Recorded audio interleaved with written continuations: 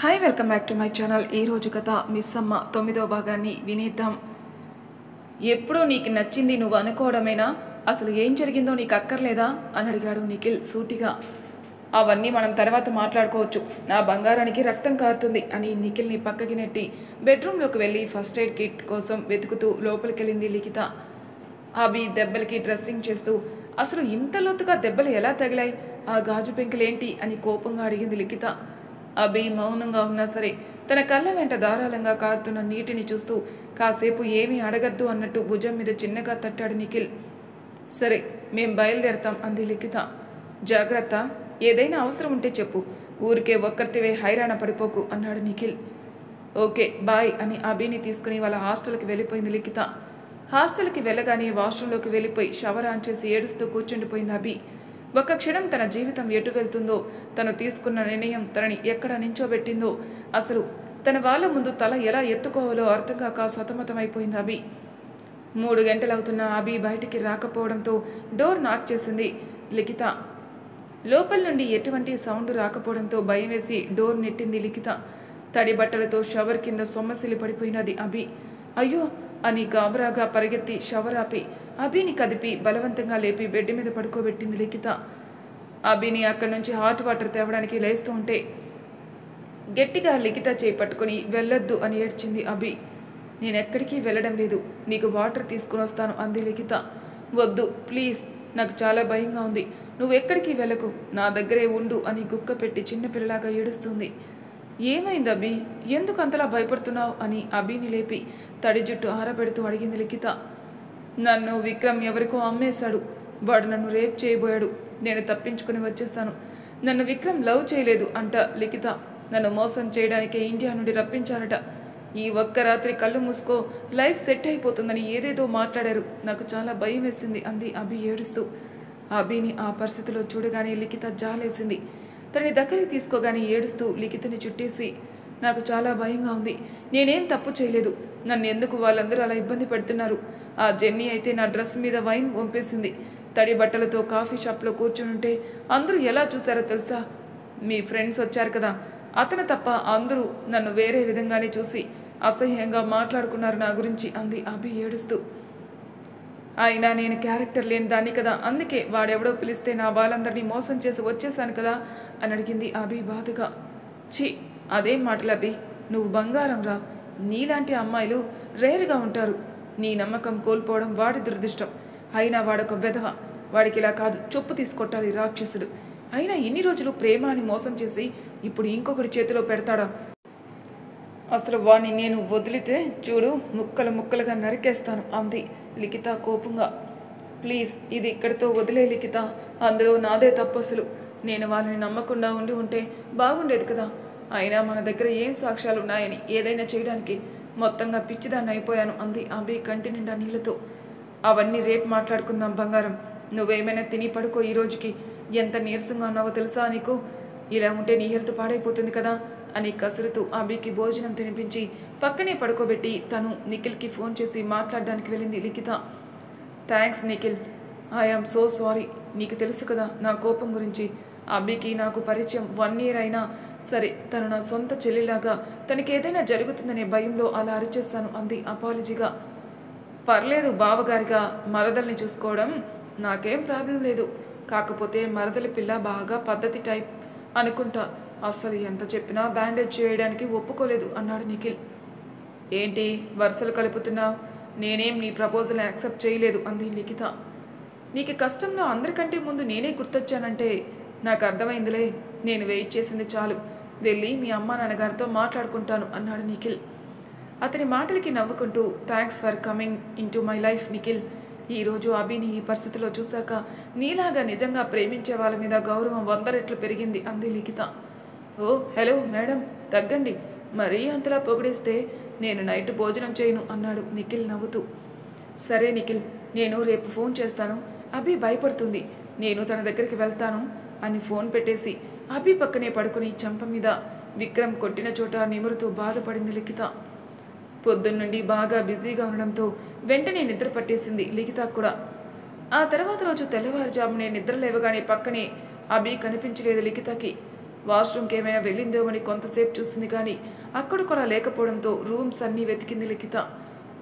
కనిపించని అందరినీ అభి గురించి అడుగుతూ అభి ఫోన్కి కంటిన్యూగా ఫోన్లు చేస్తూ తిరిగి తిరిగి మళ్ళీ హాస్టల్కి వచ్చింది. ఫైనల్గా ఒక్కసారి ఫోన్ చేసి అప్పటికి ఎత్తకపోతే పోలీస్ కంప్లైంట్ ఇద్దామని అనుకుంటూ ఫోన్ తీసి చూసేసరికి అభి నుండి వాట్సాప్ మెసేజ్లు ఉన్నాయి. అవి చూడగానే వెంటనే ఓపెన్ చేసింది లిఖిత కంగారుగా. 2 వీడియోస్ పెట్టి ఒకటి తనకి ఒకటి అర్జున్కి అని కింద మెసేజ్ పెట్టింది అభి. అర్జున్ కోసం పెట్టిన వీడియో వదిలేసి తన వీడియో ఓపెన్ చేసింది లిఖిత. హాయ్ లిఖిత, నేను మానసికంగా శారీరకంగా అలసిపోయాను లిఖిత. నిన్ను అర్జున్ గారిని ఇంకా బాధ పెట్టాలని నాకు అస్సలు లేదు. నా కోసం నీ బిజీ లైఫ్లో 1 ఇయర్ వేస్ట్ చేసుకున్నారు. మీ ఇద్దరికి నా మీద నా అభిమానంకి చాలా thanks. I love you so much lucky. నా లైఫ్లో నీ అంత మంచి అమ్మాయిని ఎక్కడా చూడలేదు. ఇంత స్వచ్ఛమైన ఫ్రెండ్షిప్ ఉంటుందని నీ దగ్గరే చూస్తున్నాను నేను. నన్ను ఇంతలా ప్రేమించినందుకు నీకు తిరిగి ఏమి ఇవ్వగలనో కూడా తెలియలేదు నాకు. బట్ ఇప్పుడు నాకు రోజు భయపడుతూ బ్రతకాలని అస్సలు లేదు. నేను అలా వీళ్ళ కోసం వాళ్ళ కోసం బ్రతికి అలసిపోయాను. కానీ నాకు మా అమ్మ ఒడిలో పడుకోవాలని, మా అన్నయ్య భుజం మీద తలవాల్చి నా కష్టాలు చెప్పుకోవాలని ఉంది. అసలు వాళ్ళని ఎలా ఫేస్ చేస్తానో కూడా తెలియదు. బట్ ఇండియా వెళ్ళిపోతున్నాను నేను. నా కోసం చివరిసారిగా 2 పనులు చేయవా? నా బీరువాలో అర్జున్ గారికి ఇవ్వవలసిన డబ్బులున్నాయి. అవి అతనికి ఇచ్చేసి అతని కోసం పంపించిన వీడియో చూపించవా? వీలైతే నీ పెళ్లిలో మళ్ళీ కలుద్దాం. నిన్నే గమనించాను. Nikhil loves you so much. Congrats. And నువ్వు కూడా అతన్ని ఇష్టపడుతున్నావని నాకు తెలుసు. తొందరగా ప్రపోజ్ చేసే. I miss you so much. With love Abhi అని ఎండ్ అయిపోయింది వీడియో. ఆ వీడియో ఎండ్ అవ్వగానే కన్నీళ్ళు ఆగలేదు లిఖితకి. పక్కనే బెడ్ మీద ఉన్న అభి ఫోన్ తీసి వాల్పేపర్ మీద ఉన్న సూర్య అభి ఫోటో చూస్తూ లోపలికి వెళ్ళింది లిఖిత. కాల్ లాక్స్లోకి వెళ్ళగానే అభి జెన్నీతో కలిసి వెళ్ళిన దగ్గర నుండి ఒక 200 టైమ్స్ అర్జున్కి ఫోన్ చేయడం చూసి విపరీతమైన బాధ వచ్చేసింది లిఖితకి.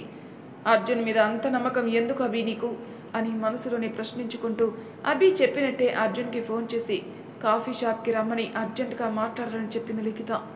అప్పటికే అభిని చూసి 3 రోజులు అవుతుండడంతో అర్జున్కి కూడా తను చూడాలని మనసు లాగుతూ ఉంటే వస్తానని చెప్పాడు అర్జున్.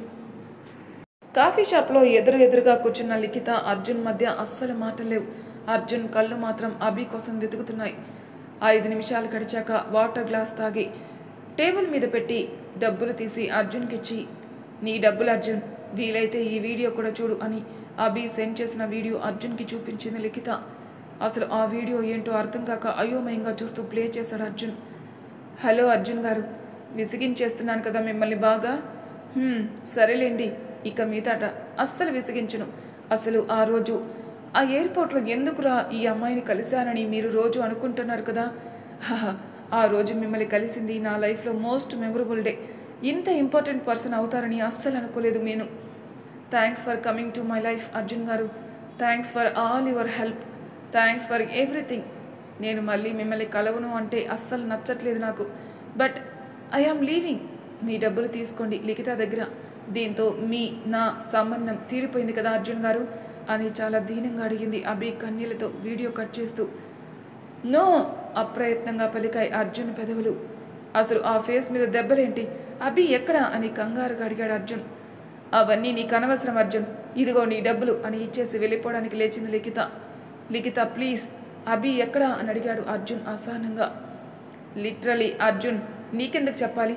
అసలు నీకు అభికి ఉన్న రిలేషన్ ఏంటి అని నేను సమాధానం చెప్పాలి. ఆ పిచ్చిదానికి అర్జున్ తప్ప వేరే లోకం లేకుండా పోయింది. అసలు తలకిందులుగా తపస్సు చేసినా అంతగా ప్రేమించే వాళ్ళు దొరకరు అర్జున్. తను ప్రపోజ్ చేసి నీకు నచ్చకపోతే రిజెక్ట్ చేయి అర్జున్, అంతేకాని నువ్వు బ్లాక్ చేయడం వల్ల ఎంత దారుణం జరిగిపోయిందో తెలుసా నీకు అని కోపంగా అడిగింది లిఖిత. అభి ఫోన్ తీసి అర్జున్ మీదకి విసిరి, చూడు ఎన్నిసార్లు నీకు ఫోన్ చేసిందో.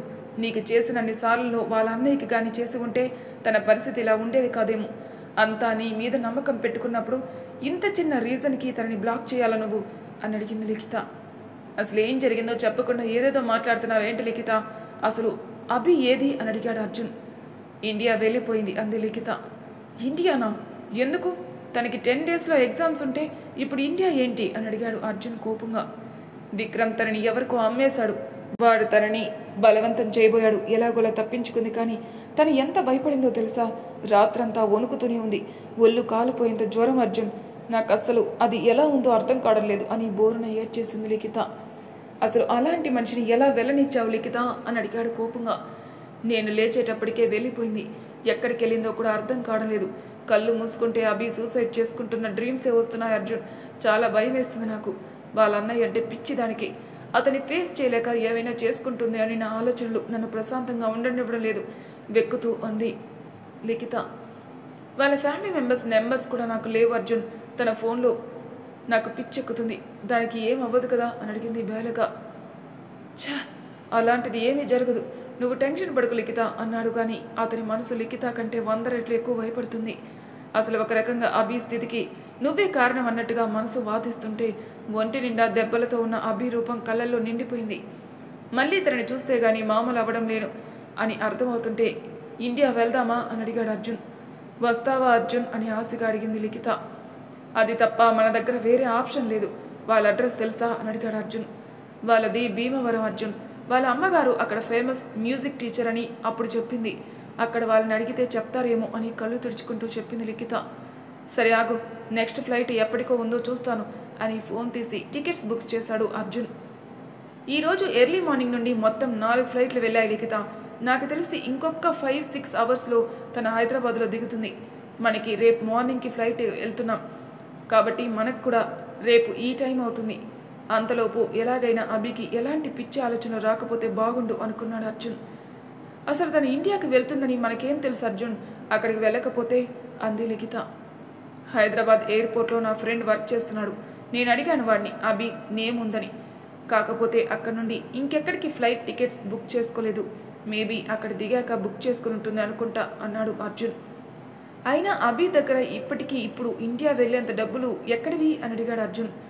పార్ట్ టైం వర్క్ చేస్తూ నీకు ఇవ్వడానికి డబ్బులు దాచింది అర్జున్. కానీ నిన్న జెన్నీ వచ్చి మనీ అంతా ఇచ్చేసింది. మేబీ అవే అనుకుంటా అంది లిఖిత. నేను కావాలని తను బ్లాక్ చేయలేదు లిఖిత. నీకు అభి ప్రవర్తన గురించి తెలుసు కదా. ఇప్పుడు నేను తనకి ఫేవర్గా ఉంటే అది తనకి నా మీద హోప్స్ ఎక్కడ పెంచుకుంటుందో అని అలా చేశాను అన్నాడు Arjun. I know Arjun, but అభికి ఏదైనా జరిగితే మనం జీవితాంతం బాధపడినా ఆ సిచ్యువేషన్ని వెనక్కి తీసుకొని రాలేం కదా. అందుకే కోపం వచ్చింది అర్జున్. సారీ అంది లిఖిత. ఇట్స్ ఓకే అని చిన్నగా నవ్వాడు అర్జున్. సరే రేపు మార్నింగ్ ఎయిర్పోర్ట్లో కలుద్దాం అని లిఖితకి చెప్పి ఇంటికెళ్ళి బెడ్ మీద పడుకున్నాడే కానీ వీడియోలో అభి కళ్ళలో బాధ, ఒంటి నిండా దెబ్బలు అర్జున్కి కంటి మీద కునుకు లేకుండా చేస్తున్నాయి. అసలు మళ్ళీ వాడిని నమ్మి నాకు నీ మీద కోపం పెంచేస్తున్నావు అభి. ఛ, నీ అమాయకత్వం తెలిసి కూడా మాటికి నేను వదిలేస్తున్నాను చూడు. తప్పు నాదే అసలు. ఒక్కసారిగా లిఖిత మాటలన్నీ రిపీట్లో వేసుకున్న అర్జున్కి జెన్నీ అనే వర్డ్ హైలైట్ అవ్వగానే 1-2 సార్లు కూడా అభి జెన్నీ గురించి చెప్పినట్టు గుర్తొచ్చింది అర్జున్కి. జెన్నీ గారు ఎక్కువ మీ గురించి అడుగుతారు అర్జున్ గారు అన్న అభి మాటలు అప్పుడు అంత పట్టించుకోలేదు. కానీ ఇప్పుడు జెన్నీ అంటే ఎవరో అర్థమైంది అర్జున్కి. అసలు అభి మీద ఎందుకు నీకంత పగ? తను నా ఫ్రెండ్ అని నువ్వు ఇదంతా చేస్తే మాత్రం I swear to kill you idiot. బలవంతంగా కళ్ళు మూసుకున్న అర్జున్కి మసకగా తన గతమంతా కనిపిస్తుంటే అప్పటికి ఇప్పటికీ ఏం మారింది? 5 ఏళ్ల క్రితం నేనున్న పొజిషన్లో ఇప్పుడు అభి. అదే బాధ, పెయిన్. కానీ నా తప్పుకి నేనే బాధ్యుణ్ణి ఇప్పుడు అభి విషయంలో. అది కాదు, నా మీద కోపం అభి మీద చూపిస్తున్నావు కదా నువ్వు అని అనుకున్నాడు Arjun. Early morning flight catch చేసి హైదరాబాద్లో దిగి అక్కడ అర్జున్ ఫ్రెండ్ని కలిసి అక్కడి నుండి అభి రాజమండ్రి ఎయిర్పోర్ట్కి వెళ్ళింది అని తెలిసి ఇంటికి వెళ్ళింది అని రిలాక్స్గా ఫీల్ అయ్యారు లిఖిత, అర్జున్. అప్పటికే లేట్ నైట్ అవుతుంటే రాజమండ్రికి డొమెస్టిక్ ఫ్లైట్ బుక్ చేసుకుని అక్కడి నుండి కారులో భీమవరం వెళ్లారు లిఖిత, అర్జున్. ఊరి పొలిమేరలోని అభి వాళ్ళ అమ్మ వైదేహి గారి గురించి అడగగానే సూర్య అన్న ఇంటికా అని 2 కుర్రాళ్ళు బండి మీద వీళ్ళకి దారి చూపిస్తూ అభి వాళ్ళ ఇంటికి తీసుకెళ్లారు. ఊర్లో అభి ఫ్యామిలీకి ఉన్న మంచి పేరు కనిపిస్తుంటే ఇన్ని రోజులు అభి విక్రమ్ గురించి ఇంట్లో వాళ్ళకి చెప్పకపోవడం ఎందుకో అర్థమైంది వాళ్ళకి. అభి వాళ్ళ ఇల్లు చూపించగానే థ్యాంక్స్ చెప్పాడు అర్జున్. అయ్యో పర్లేదు భయ్యా, సూర్య అన్న ఇల్లు తెలియని వాళ్ళు భీమవరంలో ఎవరు ఉండరు అని నవ్వుతూ వెళ్ళిపోయాడు వాడు. అభి వాళ్ళ ఇంటి ముందు వీళ్ళ కారు ఆగేసరికి అర్ధరాత్రి 2 గంటలైంది. ఇప్పుడు వెళ్తే ఏమనుకుంటారని ఆలోచిస్తూ గుమ్మం ముందే కారులో కూర్చున్నారు ఇద్దరు. 5 నిమిషాల్లో బండి మీద సూర్య రావడం గమనించి అటువైపుగా చూడగానే బండి పార్క్ చేసి ఎదురుగా ఉన్న కారు వైపు చూసి అద్దం మీద తట్టాడు సూర్య. మీరు అని అడిగాడు సూర్య. పొద్దున్నుండి పని వల్ల మొహంలో అలసట కనిపిస్తున్న మొహం మీద చిరునవ్వు చెదరకుండా అడుగుతున్న సూర్యను చూసి చిన్నగా నవ్వుతూ అర్జున్ అని షేకండ్ ఇచ్చాడు అర్జున్. సూర్య అన్నాడు. అర్జున్కి కాస్త పక్కకి జరగగానే లిఖిత కనిపించింది సూర్యకి. హే లిఖిత, నువ్వు కూడా బుజ్జమ్మతో పాటు ఇండియా వచ్చావా అని అడుగుతూ, అయినా బయటే ఉండిపోయారేంటి, లోపలికెళ్ళి మాట్లాడుకుందాం అన్నాడు సూర్య. మరి తర్వాయి భాగంలో ఏం జరుగుతుందో నెక్స్ట్ ఎపిసోడ్ తెలుసుకుందాం. అంతవరకు నా ఛానల్ సబ్స్క్రైబ్ చేయని వాళ్ళు ప్లీజ్ సబ్స్క్రైబ్ చేసుకోండి. లైక్ చేసి షేర్ చేయండి. మీ అభిప్రాయాలు నాకు కామెంట్ రూపంలో తెలియజేయండి. Thank you for listening.